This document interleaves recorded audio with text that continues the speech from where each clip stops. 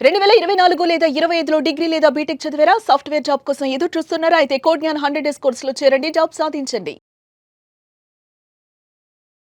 నమస్కారం సార్. నమస్తే అండి శ్రీ గారు. సార్ యాజ్ యూజువల్‌గా ప్రెజెంట్ మార్కెట్‌లో మనం చూస్తే ఒకవైపు గోల్డ్, ఇంకొక వైపు సిల్వర్ అయితే విపరీతంగా పెరిగిపోతుంది. అలాంటి సందర్భాల్లో ఎవరైనా కూడా మళ్ళీ వచ్చేది పెళ్లిళ్ళ సీజన్ కాబట్టి బంగారాన్ని ముందుగానే కొనుక్కొని పెట్టుకుంటే బావుంటుంది అనుకునే వాళ్ళే చాలామంది ఉన్నారు. అలాంటి సందర్భాల్లో తీర బంగారం కొనుక్కున్నాక ఇది ఒరిజినల్ కాదు అని తెలిస్తే ఇంకా అది చెప్పలేని బాధ అనుకోవచ్చు. సో అలాంటి సందర్భాల్లో ఎవరైనా కూడా హాల్మార్క్ లేకుండా బంగారాన్ని కనుక అమ్మితే కేసు అవుతుందంటారా? కొనుక్కునే వాళ్ళకైనా అలాగే అమ్మే వాళ్ళకైనా లీగల్ పరంగా ఎలా ఉంటుంది? ఒక వినియోగదారుడిగా, ఒక కన్జ్యూమర్‌గా మీకంటూ ఒక హక్కు ఉంది. మీరు కొనుక్కుంటున్నటువంటి వస్తువు భద్రత అంటే నాణ్యతా ప్రమాణాల దృష్ట్యా క్వాలిటీ ఉందా లేదా అన్నది తెలుసుకోవడం మీ యొక్క బాధ్యత. ప్రతి వినియోగదారుని యొక్క బాధ్యత ఏంటంటే మనం కొంటున్న product it is a genuine or wrong. ఇక గోల్డ్ విషయానికి వచ్చినట్లయితే ఈ గోల్డ్ అనేది ఏదైతే ఉందో దాని యొక్క ప్యూరిటీ చెక్ చేయడం చాలా కష్టం. అంటే జనరల్‌గా 24 క్యారెట్స్ అంటే బార్స్‌లో ఉంటుంది. 22 క్యారెట్స్ అంటే మనకు ఆర్నమెంట్‌లో ఉంటుంది. ఆర్నమెంట్ అంటే చైన్స్ కానీ, బ్యాంగిల్స్ కానీ, నెక్లెస్ కానీ లేకపోతే రకరకాల ఏదైతే లేడీస్‌కి సంబంధించిన ఆభరణాలు రకరకాల ఆర్నమెంట్స్ అన్నీ కూడా 22 క్యారెట్స్‌లో తయారవుతుంది. సో ఇక్కడ 22 క్యారెట్స్ గోల్డ్ అంటే 91.6 ఇది ప్యూరిటీ గోల్డ్. అంటే ఆర్నమెంట్ చేయాలంటే ఖచ్చితంగా దాంట్లో నికెల్ గానీ, లేకపోతే కాపర్ గానీ మిక్స్ అయి ఉంటే తప్ప దాన్ని 100% ప్యూరిటీ ఉన్న గోల్డ్‌తో తయారవ్వదు. ఇది అందరికీ తెలిసిన విషయం. అయితే ఇక్కడే వ్యాపారస్తులు మోసం చేసే అవకాశం ఉంటుంది. మనకి 91.6 అంటే 22 క్యారెట్స్. అలాగే దాని యొక్క కాపర్ పెరుగుతున్న కొద్దీ ఇక్కడ ఏమవుతుందంటే క్వాలిటీ కూడా 22 క్యారెట్స్, 20 క్యారెట్స్, 18 క్యారెట్స్, 16 క్యారెట్స్ ఇట్లా ఆ యొక్క క్వాలిటీ కూడా తగ్గిపోతుంటుంది. ఆ కాపర్ పరిమాణం పెరుగుతూ ఉంటుంది. ఇది యాక్చువల్‌గా ఆర్నమెంట్ థియరీ. అయితే ఇక్కడ 18 క్యారెట్స్, 20 క్యారెట్స్ కూడా 22 క్యారెట్స్‌గా కూడా చాలా షాపుల్లో కొన్ని చోట్ల అమ్మకాలకి పెట్టి ఇదే నిజమైన గోల్డ్ అని చెప్పి కూడా సేల్ చేసేస్తూ ఉంటారు. ఇక్కడ ప్రతి ఒక్క కన్జ్యూమర్, ప్రతి ఒక్క వినియోగదారుడు మీరు చెల్లిస్తుంది రూ. 100, రూ. 1000, రూ. 1,00,000, కోట్ల రూపాయలైనా మీరు గుర్తుపెట్టుకోవాల్సింది ఆర్నమెంట్ డిజైన్ ఎలా ఉంది, ఏ డిజైన్ బాగుంది, దాని వెయిట్ ఎంత ఉంది, ఇది ఒక్కటే కాదండి తెలుసుకోవాల్సింది. ప్రధానంగా తెలుసుకోవాల్సింది దాని మీద హాల్మార్క్ అనేటువంటి ఒక గుర్తు ఉందా లేదా అన్న తెలుసుకోవడం చాలా చాలా ఇంపార్టెంట్. మీరు ఐటెం పర్చేజ్ చేసే షాపులోనే దీని మీద హాల్మార్క్ చూపించమని అడిగితే తప్పనిసరిగా చూపించాల్సిన బాధ్యత ఆ షాపు వాళ్ళకు ఉంటుంది. మీరు స్ట్రైట్గా అడగండి, ప్రతి షాపు వాడు చూపించాల్సిందే హాల్మార్క్. అది ఎలా ఉంటుందంటే ఆ కొనుక్కున్న ఐటెంకి ఎక్కడో ఒక కార్నర్లో ఒక చోట ఒక లేజర్ మార్క్ తోటి black colour and red colour మిక్సింగ్లో హాల్మార్క్ అని వస్తుంది. ఉదాహరణకి మనం బ్యాంగిల్స్ తీసుకున్నట్టయితే ఆ బ్యాంగిల్ కరువు లోపల ఉండడం కానీ, లేకపోతే ఇయర్ రింగ్స్ తీసుకుంటే ఆ ఇయర్ రింగ్స్లో ఉన్న కరువు దగ్గరలో కానీ దానికి నీట్గా లేజర్ దీంతో చేస్తారు. అక్కడ బిస్ హాల్మార్క్ అంటారు. బిస్ హాల్మార్క్ అంటే బ్యూరో ఆఫ్ ఇండియన్ స్టాండర్డ్స్ అంటారు. బిస్ హాల్మార్క్ అంటే హాల్మార్క్ అంటే ఒక గుర్తు. ఆ బిస్ హాల్మార్క్ సింబల్ ఉంటుంది. ఆ బిస్ హాల్మార్క్ సింబల్ పక్కనే ఎన్ని క్యారెట్స్ ఉన్నది అనేది అక్కడ మెన్షన్ చేయబడి ఉంటుంది. 22 క్యారెట్స్ అయితే 22 క్యారెట్సా, 18 క్యారెట్సా, 20 క్యారెట్సా అన్నది అక్కడ మెన్షన్ చేసి ఉంటుంది. దాని పక్కన ఒక హెచ్యుఐడి నెంబర్ ఉంటుంది. హెచ్యుఐడి నెంబర్ అంటే ఈ ఆర్నమెంట్కి ఒక ఐడి నెంబర్ను కూడా ఆ బ్యూరో ఆఫ్ ఇండియన్ స్టాండర్డ్స్ వాళ్ళు ఇస్తారు. ఆ హెచ్యుఐడి నెంబర్ ఉంటుంది.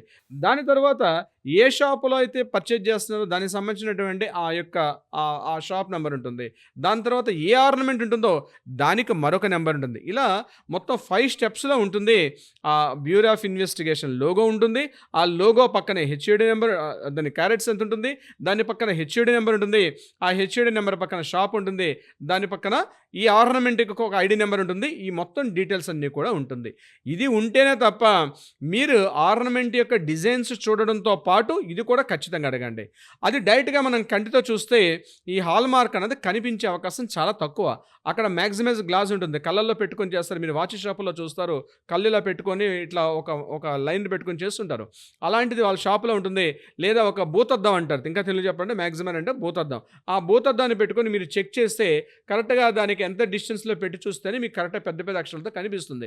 మీరు మామూలు ఐస్తో చూస్తే మీకు దాన్ని కనిపించే అవకాశం చాలా తక్కువ. హాల్మార్క్ డిజైన్ ఎప్పుడు కూడా మామూలు ఐస్తో కంటికి కనిపించదు.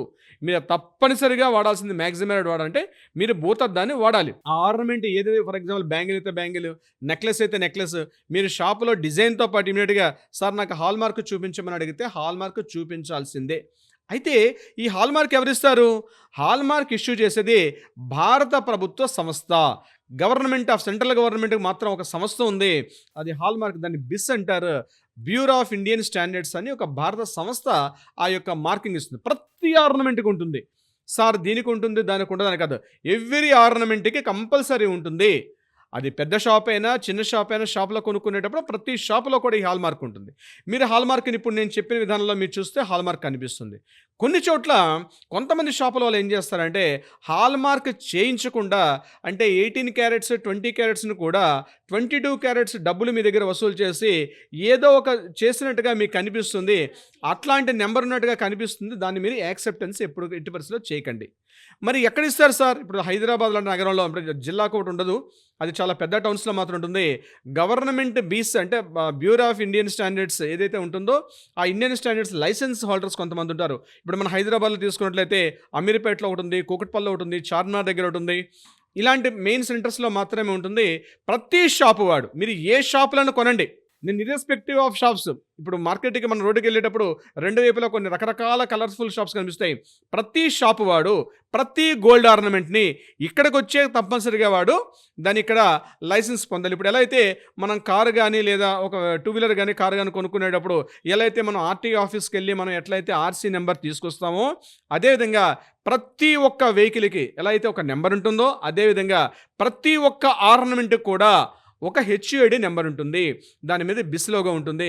ఆ బిస్ లోగో హెచ్యుఐడి నెంబర్ ఉంటేనే వాటిని మీరు పర్చేజ్ చేసి ఉంటుంది. ఏ షాప్ అయినా కానివ్వండి, చిన్న షాపులు రోడ్డు పక్కన పెట్టుకున్న చిన్న షాప్ అయినా పెద్ద షాప్ అయినా, చాలా మల్టీ లెవెల్ ఉన్నటువంటి 100 కోట్లతో రూపాయలతో ఉన్న షాప్ అయినా సరే, ప్రతి ఆర్నమెంట్, ఆ షాపులో ఉన్న ప్రతి ఆర్నమెంట్ మీద కూడా ఈ హాల్ మార్క్ ఉంటుంది.